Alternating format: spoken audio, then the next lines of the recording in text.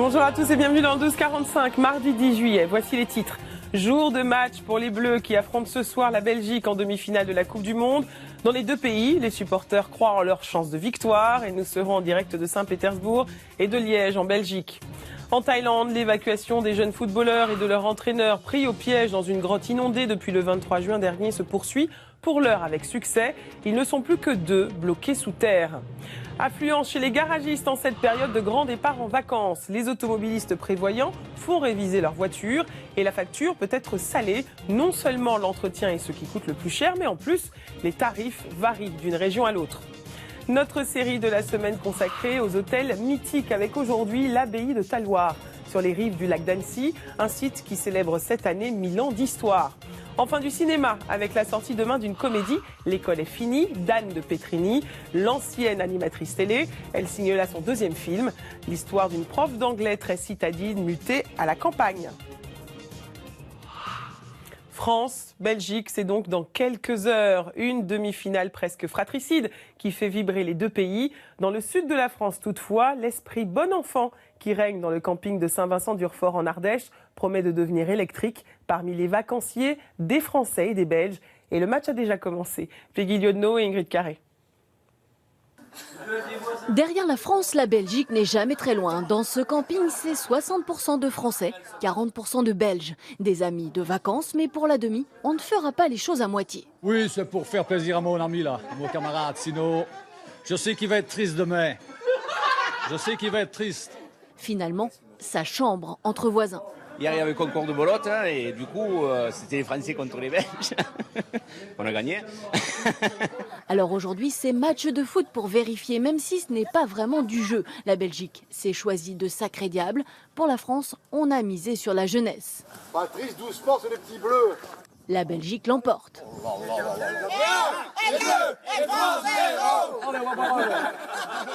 On est tous des vacanciers, donc on s'entend tous bien. L'ambiance est bonne. Ce soir, ça sera différent. Pour l'occasion, le propriétaire des lieux a investi dans un grand écran. Il attend 150 personnes, presque tout le camping, pour une soirée barbecue. Le mieux, ça aurait été la finale, France-Belgique. Mais déjà, France-Belgique en demi-finale, c'est fantastique. C'est le top parce que les Belges et les Français sont hyper copains à la base. Donc c'est vraiment bon enfant, tout le monde est content. À la fin du match, quoi qu'il arrive, on sera tous contents. Ce soir, c'est sûr, tout le monde arrosera cette belle rencontre.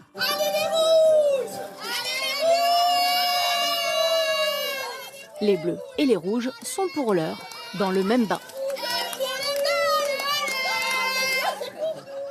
Et nous retrouvons Cyrielle Stadler en direct de Saint-Pétersbourg où va se jouer cette demi-finale. Cyrielle, à quelques heures de la rencontre, les supporters belges et français se livrent eux aussi en ce moment même à un match de football. Tout à fait, Karine. Regardez, on est dans un stade couvert au centre de Saint-Pétersbourg et les supporters français et belges sont en train de jouer. C'est la mi-temps. Non, le match vient tout juste de reprendre et actuellement il y a 2-1 pour les Belges. Alors cela ne laisse présager en rien de ce qui va se passer ce soir sur le terrain. Et pour parler du match de ce soir, eh bien, je suis avec un supporter belge et un supporter français. On va commencer par notre ami belge. Alors Christian, 2-1, c'est un score qui vous conviendrait pour ce soir. Ben oui, ça serait un score très bien pour réussir à la finale. Donc 2-1, 1-2 pour la Belge. Ce serait très bien, vu que la France joue à la maison. Donc... Vous Arnaud, je pense que vous pariez plus pour une qualification. Une qualification et puis qu'on rapporte la 2e étoile à la France. Voilà.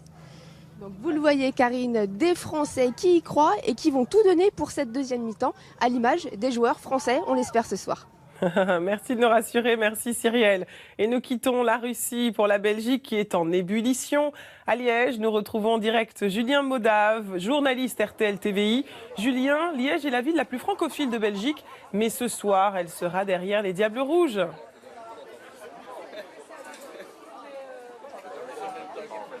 Oui Karine, on se trouve d'ailleurs ici dans le village gaulois. C'est un village qui a été spécialement créé pour célébrer les amitiés franco-belges. D'ailleurs ici on célèbre plus souvent le 14 que le 21 juillet, notre propre fête nationale. Mais n'allez pas croire que le Liégeois est un supporter français déguisé. Il portera, comme moi certainement, une vareuse des Diables Rouges et non un maillot des Diables Rouges. Et il va espérer que ces diables se retrouvent dans le grand rectangle, c'est-à-dire votre surface de réparation pour tirer au but.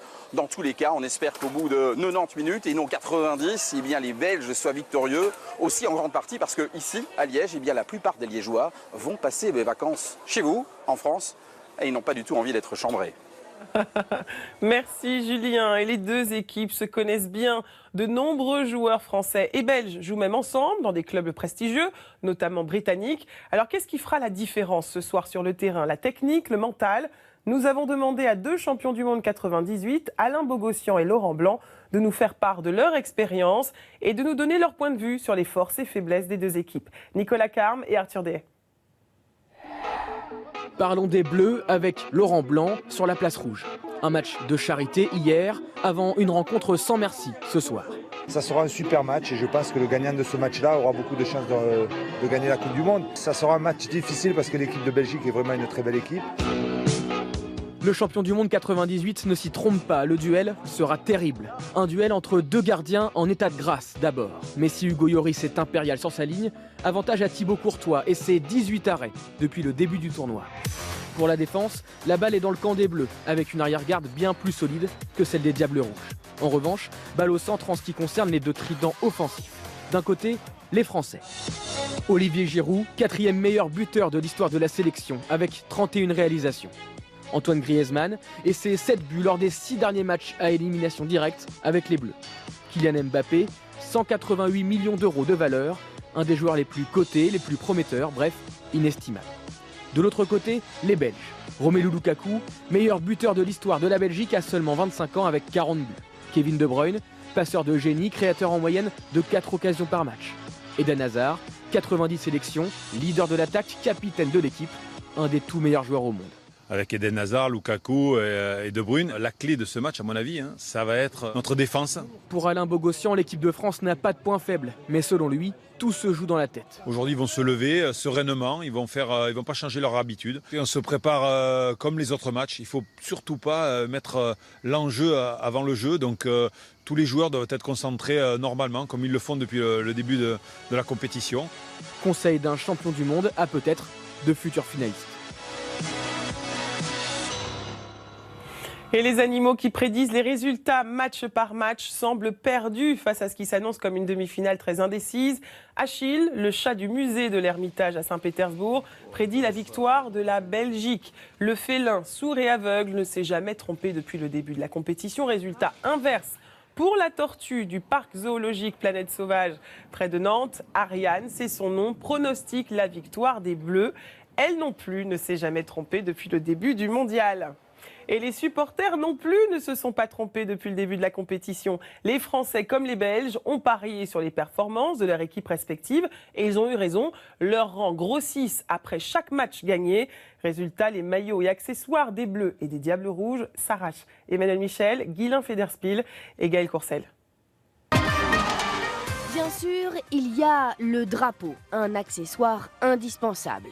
Mais dans ce magasin, on trouve aussi des lunettes, du maquillage, des pétards. Et ce soir, Julie s'attend à travailler jusqu'au dernier moment. Ils viennent toujours à la dernière minute et justement, on est toujours là pour accueillir les gens jusque vraiment le plus tard possible pour être sûr qu'ils puissent être équipés à temps. S'équiper et acheter son maillot de supporter. Après une rupture de stock, ce magasin vient d'être réapprovisionné. Je suis venu voir le prix.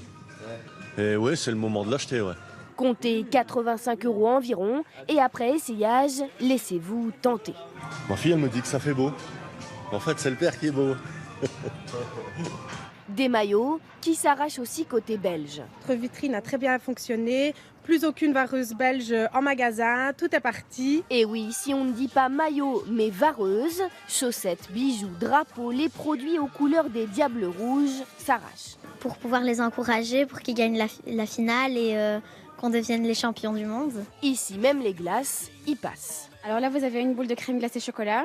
Là, c'est une sorbet mangue et là, c'est une sorbet framboise et à l'intérieur du cornet, c'est du chocolat chaud. Des Belges qui ne manquent pas d'humour. En cas de victoire, cette entreprise funéraire a promis d'offrir au premier décédé un cercueil imprimé aux couleurs de l'équipe.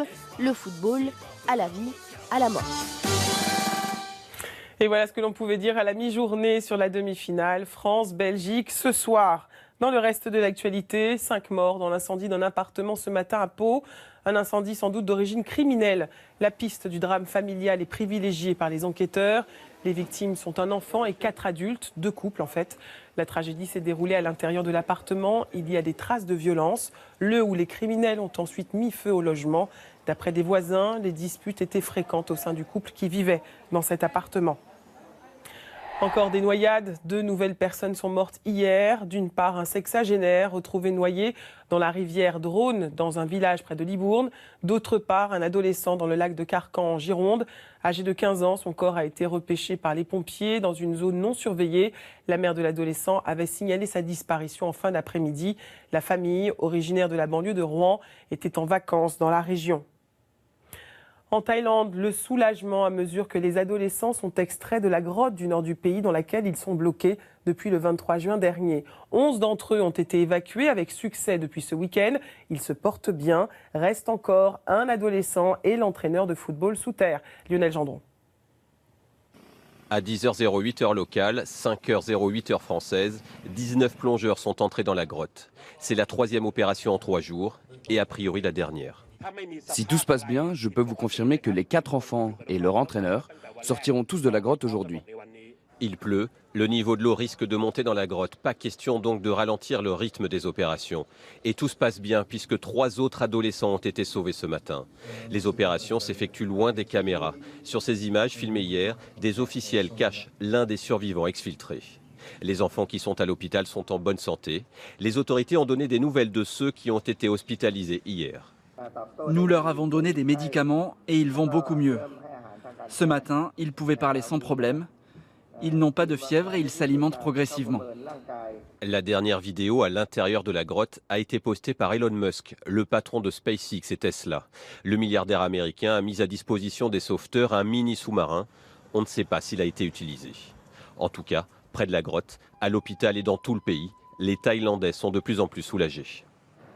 Je prie sans cesse pour eux et j'espère qu'ils vont tous sortir sains et saufs. Ce soir, on pourrait donc assister à un incroyable dénouement heureux. Cette équipe de football réunie et en vie. D'ailleurs, tous ont été invités à la finale de la Coupe du Monde par le président de la Fédération internationale. Mais selon les médecins, c'est un peu tôt. Ils seront trop faibles pour y assister. Au Japon, le bilan des inondations s'est encore alourdi et s'élève maintenant à 155 morts. Une 60aine de personnes sont toujours portées disparues. Selon les autorités et les secours, tentent de retrouver des survivants sous les décombres et la terre séchée. Des pluies torrentielles se sont abattues en effet sur l'ouest du Japon tout le week-end, provoquant des inondations et des glissements de terrain. Il est tombé par endroits jusqu'à 1 mètre de précipitation.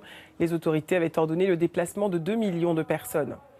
En Inde, cette fois, des pluies diluviennes s'abattent depuis dimanche sur Mumbai, l'ancienne Bombay, à l'ouest du pays. L'eau envahit les rues de cette mégalopole qui compte 18 millions d'habitants. Le trafic routier et ferroviaire est interrompu. Les autorités appellent la population à la plus grande prudence. Il devrait pleuvoir encore sans discontinuer pendant 4 jours. Aux États-Unis, Donald Trump a nommé hier un magistrat très conservateur à la Cour suprême, Brett Kavanaugh. 53 ans, devrait ainsi remplacer, après validation du Sénat, le modéré Anthony Kennedy, 81 ans, désormais à la retraite.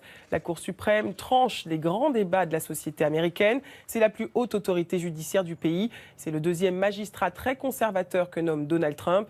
Les associations craignent un recul des droits des femmes à mesure que le conservatisme est renforcé au sein de cette institution.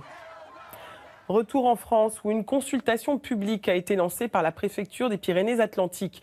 Les habitants doivent se prononcer sur la réintroduction dans le Béarn de 2 ours venus de Slovénie. Une vingtaine de communes sont listées. Une manière d'obtenir l'adhésion de la population sur un projet qui ne fait pas l'unanimité. Le reportage de Chloé Michelon et Laetitia Simoes. Cette image date de 2006. Depuis, il n'y a eu aucune réintroduction d'ours dans les Pyrénées. Alors forcément, dans cette commune où l'ours est partout... Oui, vous pouvez distinguer quand même sur cette petite sculpture une tête d'ours. L'annonce de Nicolas Hulot a été plutôt bien accueillie par le maire.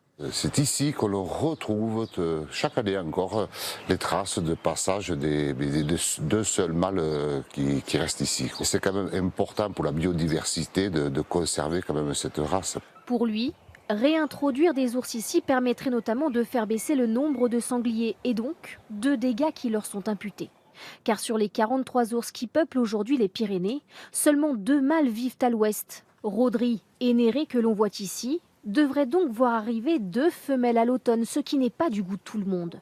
Avec 106 autres mères, cet élu a écrit une lettre à Nicolas Hulot pour empêcher l'arrivée des nouveaux ours. Pour nous, l'ours c'est un prédateur, donc nous on a une économie basée sur l'agriculture, sur le tourisme, sur la forêt, et nous savons très bien qu'il y aura un impact important sur ces éléments-là. Dans cette vallée, les éleveurs vivent notamment de pastoralisme, le fait de laisser les bêtes en pleine montagne pendant plusieurs mois. Et l'an dernier, 1200 animaux auraient été victimes des ours dans cette région. Il y a quelques semaines, cette photo a fait le tour des réseaux sociaux. On y voit un ours brun attaquer un troupeau de brebis. Pour protéger les élevages, le nouveau rapport préconise donc des mesures de protection comme la présence de chiens de berger ou des cabanes autour des zones à ours. Des mesures qui devraient être financées par des fonds européens. Une panne très tôt ce matin à la gare du Nord, en pleine heure de pointe. Le trafic a été fortement perturbé sur les lignes des RER B et D, mais aussi sur l'Eurostar. Un problème d'alimentation d'un câble électrique en était à l'origine. Le courant a été rétabli et le trafic a retrouvé progressivement son rythme normal. Le départ en vacances est proche et peut-être voulez-vous faire réparer votre voiture avant de prendre la route. Changer par exemple les plaquettes de frein ou la batterie, mais attention, l'entretien est ce qui coûte le plus cher quand on possède une voiture, entre 15 et 20% du budget automobile des Français. Alors précisément, quels sont les plus chers ? Eh bien c'est le kit d'embrayage avec 689 € en moyenne de réparation. Comptez aussi 536 € pour une courroie de distribution, 319 € pour de nouveaux amortisseurs et 222 € pour une révision. Ces prix varient entre les régions. Ils sont 12% plus élevés par rapport à la moyenne nationale en Île-de-France, plus 9% en Auvergne-Rhône-Alpes et plus 6% en PACA.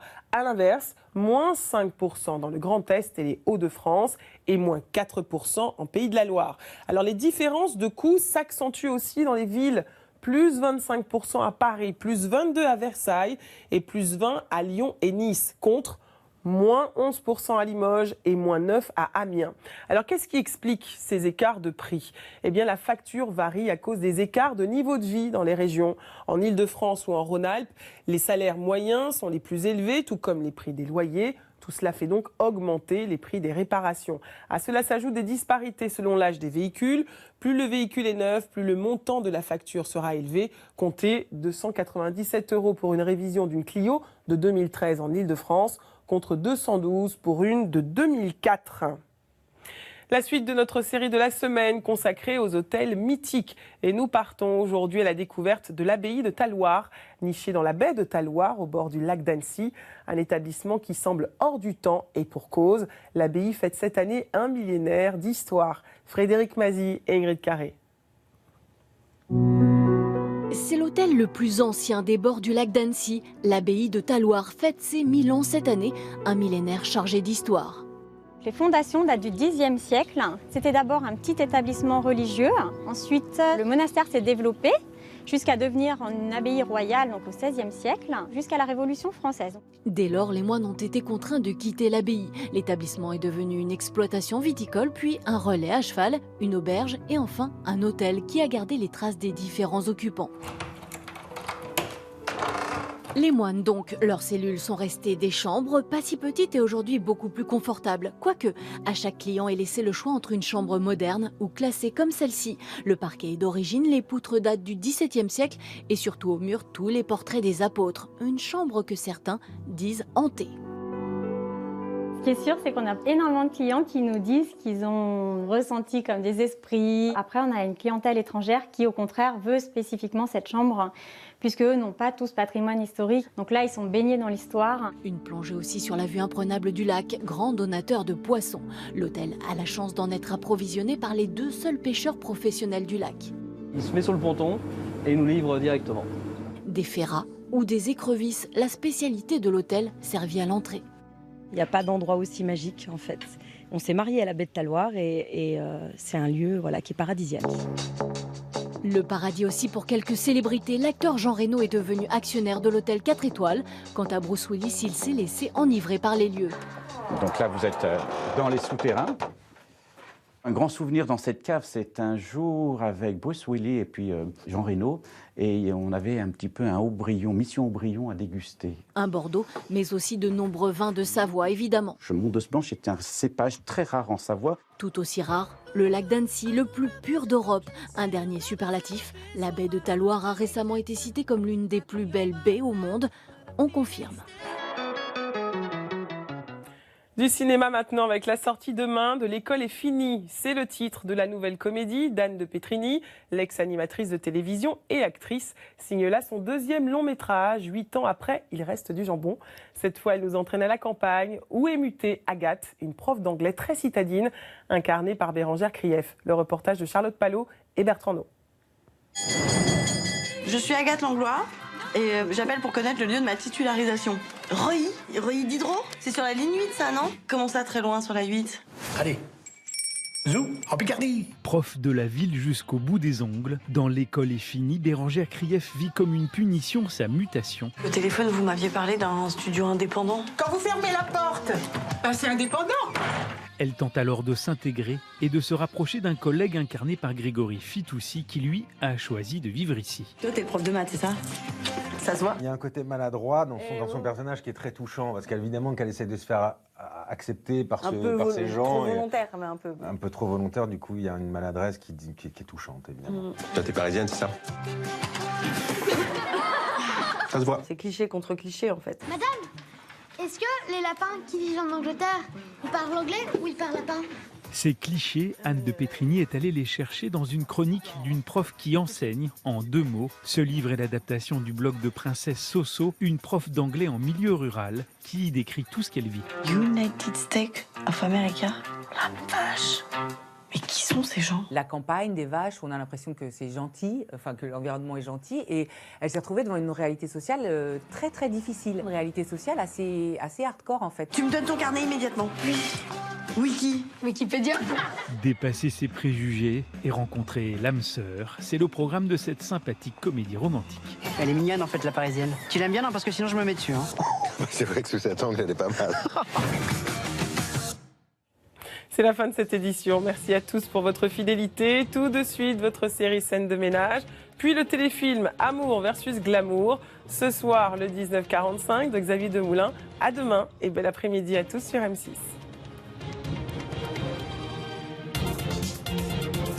Vos questions et vos réactions sur notre site et notre application M6 Info.